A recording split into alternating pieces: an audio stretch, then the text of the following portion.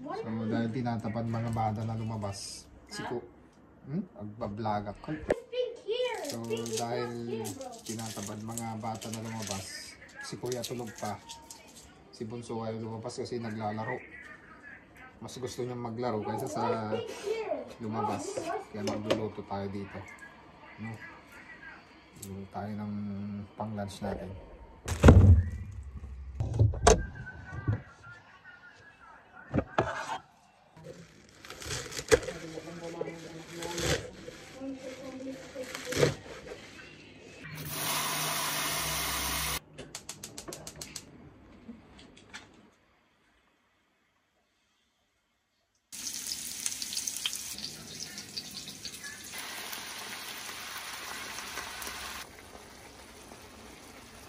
So yan yung ulam natin ngayon mga lods.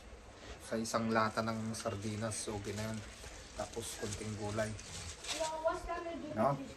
So wala nang arte-arte pa kasi yung iba alam ko hindi nag-ulam ng sardinas.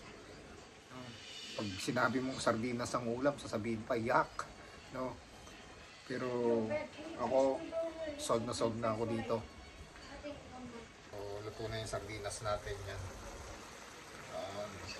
So okay na yan, kainan na. So kain na tayo. Kahapon may natira pang pritong talong, saka yung sardinas natin. Yan ang ulam natin ngayon.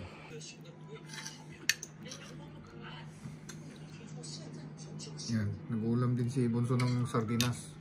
Di mas? Siyempre ay sulagod si Daddy, di mas.